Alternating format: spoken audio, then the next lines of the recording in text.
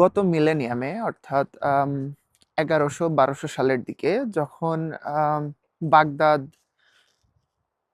শিক্ষা, জ্ঞান, বিজ্ঞান চর্চার প্রাণকেন্দ্র ছিল, সংস্কৃতি চর্চার প্রাণকেন্দ্র ছিল।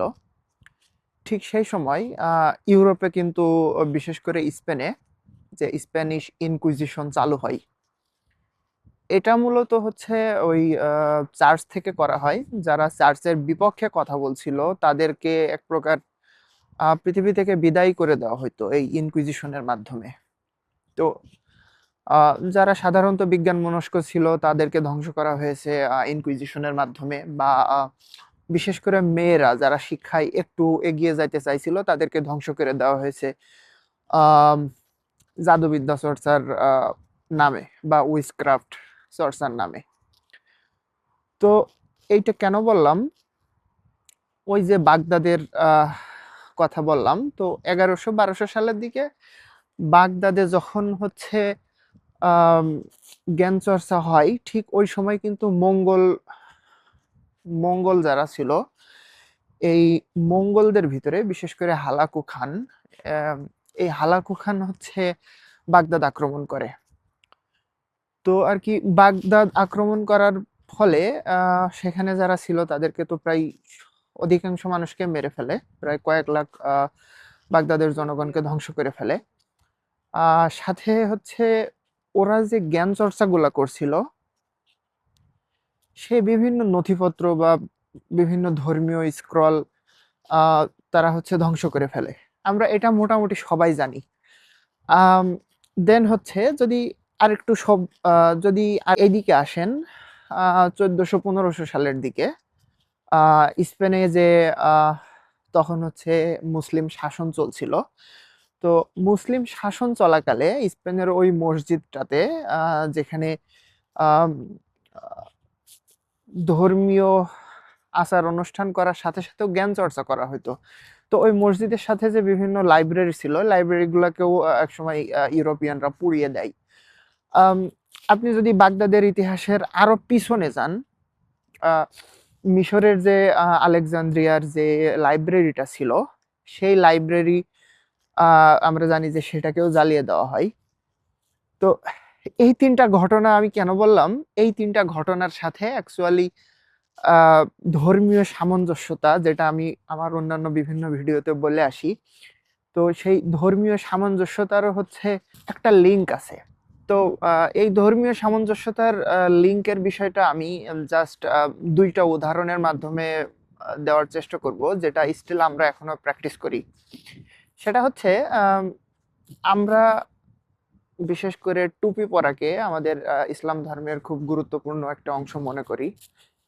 এটা যদিও ফরজ না, অনেকে আমরা ফরজ মনেও করি না। কিন্তু স্টিল আমরা ৫ ওয়াক্ত নামাজে আমরা মনে করি যে টুপি পরাটা এক ধরনের ম্যান্ডেটরি ব্যাপার। কিন্তু আপনি হচ্ছে কোনো জাল হাদিসও পাবেন না যে নবী মুহাম্মদ সাল্লাল্লাহু আলাইহি ওয়াসাল্লাম কখনো টুপি পরেছে। কারণ এইটা আরবের কালচারাল কোনো ব্যাপার না। আ তো এই টুপি নবী মুহাম্মদ সাল্লাল্লাহু আলাইহি ওয়াসাল্লাম কখনো পরেন নাই। বাট স্টিল আমরা এটাকে এক প্রকার ফরজই মনে করি। টুপি ছাড়া নামাজে যাওয়াটা বেমানান দেখায়। এটা একটা ব্যাপার। দেন আসেন তসবিহ গুনার মাধ্যমে আমরা যে আলহামদুলিল্লাহ বা সুবহানাল্লাহ বলি ৩৩ বার ৩৪ বার। তো এই তসবিহ কিন্তু অ্যাকচুয়ালি যে পুঁথির মালা, এটা কিন্তু আমাদের ইসলামের কোনো কিছুই না। এটা আসছে বৌদ্ধ ধর্ম থেকে। যেহেতু বৌদ্ধ ধর্ম আ আরো অনেক আগে থেকে চর্চিত হয়ে আসছে। তো এটা ডেফিনিটলি বৌদ্ধ ধর্মের থেকেই আসছে। এখন আসেন, এই যে বিষয়গুলা ধর্মীয় সামঞ্জস্যতা, এটা যে আমাদের ইসলামের কোনো অংশ ছিল না কখনো, এটা কিন্তু আমরা এখন প্রমাণ করতে গেলে বিভিন্ন ঝামেলায় পড়বো। একদল এসে বলবে যে ছিল, একদল এসে বলবে ছিল না। কিন্তু দেখেন এই আলেকজান্দ্রিয়া বা হচ্ছে আম আলেকজান্দ্রিয়ার যে লাইব্রেরি, এইটা বা স্পেনের যে ওই মসজিদের সাথে যে লাইব্রেরি যেটা ছিল সেটা ধ্বংস করে দেওয়া হয়েছে, বা বাগদাদের যে পুঁথিগুলা ধ্বংস করে দেওয়া হয়েছে। আ এইগুলা যদি আমাদের কাছে থাকতো, এই ডাটাগুলা যদি আমাদের কাছে থাকতো, তাইলে আমরা ইজিলি দেখতে পারতাম যে ইসলামের ইতিহাসে কিন্তু এগুলা শুরুতে ছিল না। আমরা এগুলাকে প্রমাণ করতে পারিনি। পরবর্তীতে গ্রাজুয়ালি কোনো না কোনো কারণে এটা ইসলামের ভিতর ঢুকে গেছে। তো ধর্মীয় সামঞ্জস্যতা অ্যাকচুয়ালি যে কারণগুলোর মাধ্যমে তৈরি হয়, এই যে ঐতিহাসিক কোনো ডকুমেন্ট পুড়িয়ে ফেলা, এটাও কিন্তু ধর্মীয় সামঞ্জস্যতা তৈরির পিছনে খুব বড় একটি ভূমিকা রাখে। মানে আপনি ধর্মীয় জীবনে অনেক কিছু চর্চা করছেন যেগুলোর অ্যাকচুয়ালি কোনো রুট নাই। কোনো ধর্মের প্রবক্তা যেটা করে যায়নি সেটাও ইভেনচুয়ালি অন্য ধর্ম থেকে আম, নিজের ধর্মের ভিতরে চলে আসে। কারণ ওই যে অ্যাকচুয়ালি প্রমাণ পাওয়া যায় না যে একটা ধর্মর প্রবর্তক যে ছিল তার হুবহু ডিটেল আমাদের কাছে নাই। সো এই যে মিসিং লিংক বা গ্যাপ যেগুলো আছে, এগুলো আমরা পূরণ করার জন্যই অন্যান্য ধর্ম থেকে ইভেন্চুয়ালি কেউ না কেউ এগুলা নিয়ে আসে। তো এইটাই, আমি যে প্রায় প্রায় ধর্মীয় সামঞ্জস্যতার কথা বলি, আমি অন্যান্য ভিডিওতে আরো বেশ কিছু জিনিস নিয়ে আলোচনা করব যেটা ইসলামে আমরা চর্চা করে আসছি, কিন্তু আম, এটা অ্যাকচুয়ালি ঐতিহাসিকভাবে প্রমাণিত না।